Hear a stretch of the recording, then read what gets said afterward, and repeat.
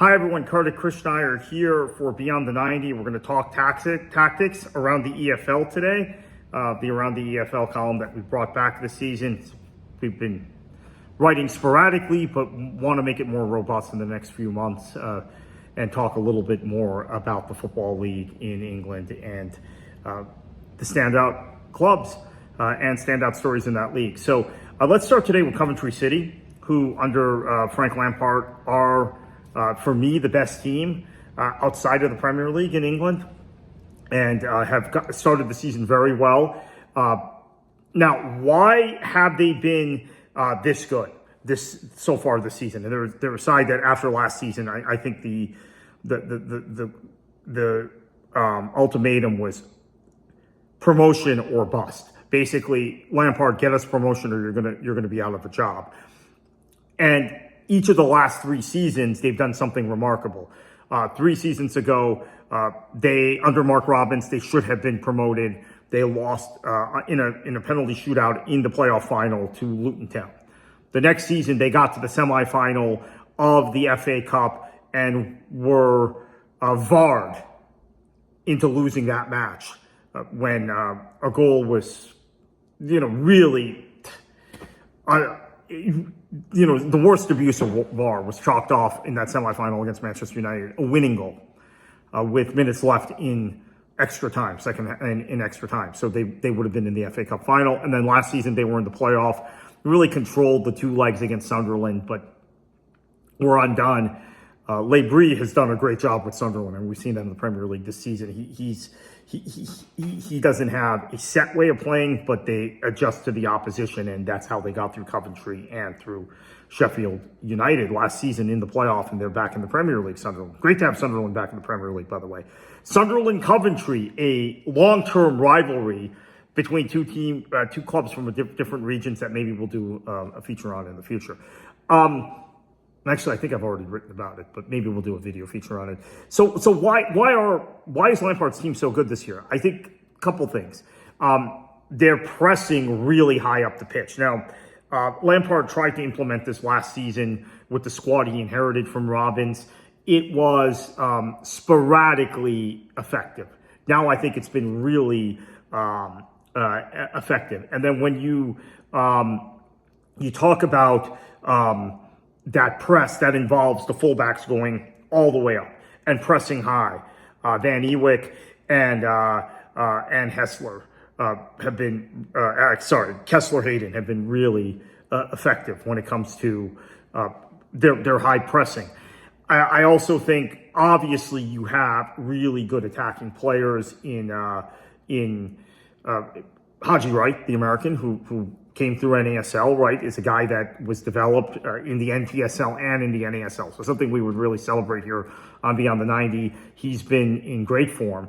He's been playing really, really well. I think when I look at some of their performances, he's been fluid. He's been in the game, and I think when you look at some of the other players in this team, Matty Grimes and Torp, Grimes is unplayable at times in the championship, and Torp has been really, really good.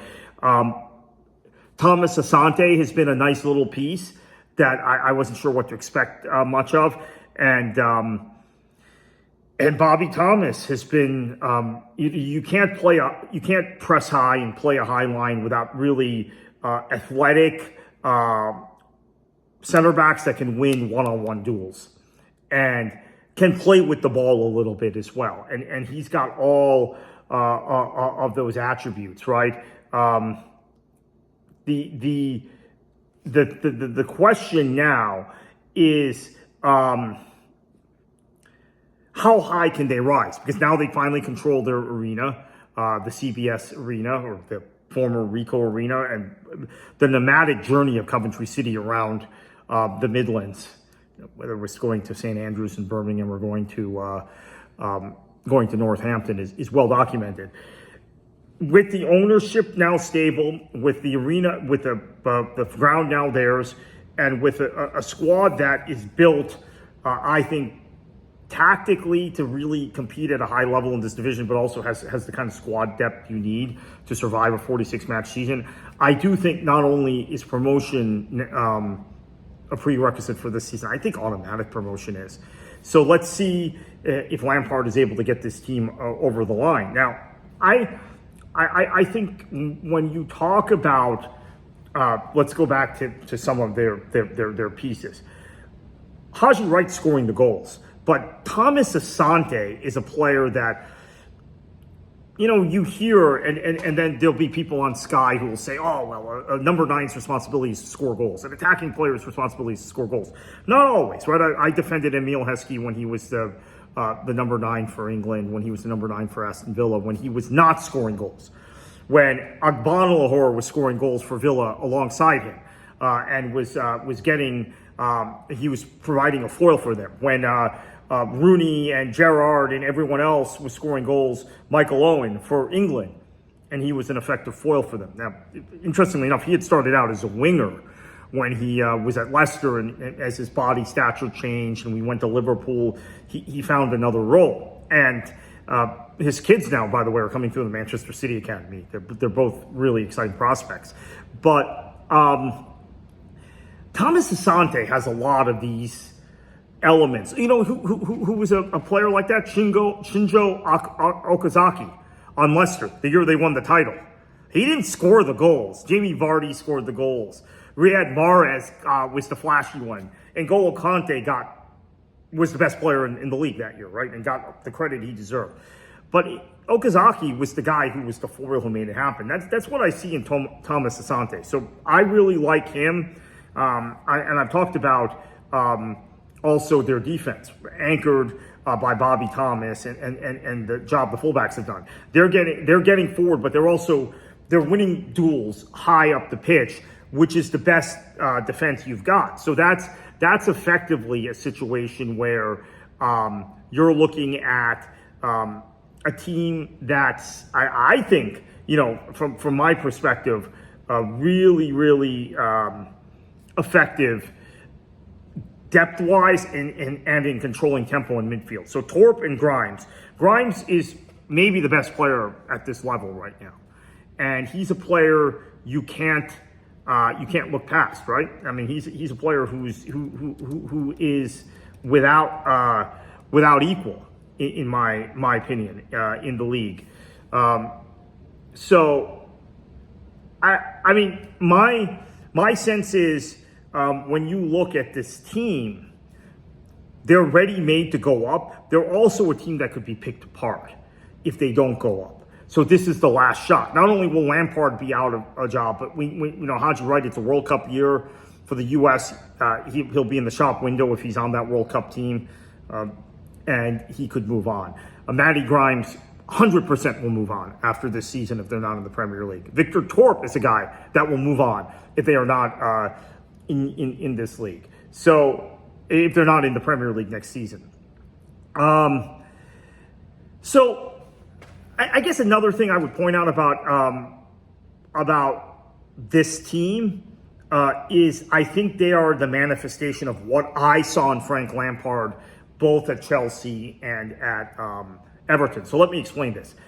I thought the plan for Lampard, he inherited a team that had won under Conte, playing a very defensive system, quite frankly, and then had won a Europa League under Sarri, playing more fluid, attacking football, which really showcased Eden Hazard as arguably the best player in the world that season.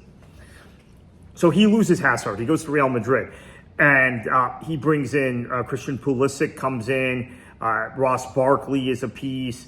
Mason Mount he brings over. Well, Mason Mount was a Chelsea player, but I'm thinking he brought him from Derby with him because he played for him at Derby. And they had Niko Kovacic, who had been on loan under Sarri and had played very well. He becomes the focal point, the fulcrum in midfield at Chelsea. And my sense was what Lampard wanted is what we would call active possession, right? He wanted not necessarily to dominate possession the way Pep Guardiola teams do, or Brendan Rodgers did at Swansea, quite frankly, right? I mean, it would be always funny to see the table of possession and you'd have the big six and then you'd have Swansea in there. But to have this kind of active possession where you move the ball with the specific desire to create chances. And they've created more chances and they have more shots on target now at Coventry than any other team in the division. Now, when he was at Everton, I think he very much saw this same sort of he had the same sort of thought process. So there were individual pieces in that Everton team. Alex Iwobi is a player I think of that he thought would be critical in developing that style. He never got the chance to develop that style. They were in a relegation fight. Money was frozen up. They couldn't go into the transfer market and get the guys he needed. Ultimately, he gets sacked. Sean Dyche, who plays a much less easy on the eye style, but probably a more effective style when you're fighting relegation, is brought in and keeps Everton up the next 2 seasons. So I think this is the perfect job for Lampard. He's got the personnel. He's got the guys. His man management skills, I think, have always been very good. I've always rated him for that. So I like this Coventry team. I think they're going to go up, and we'll keep an eye on them the rest of the season.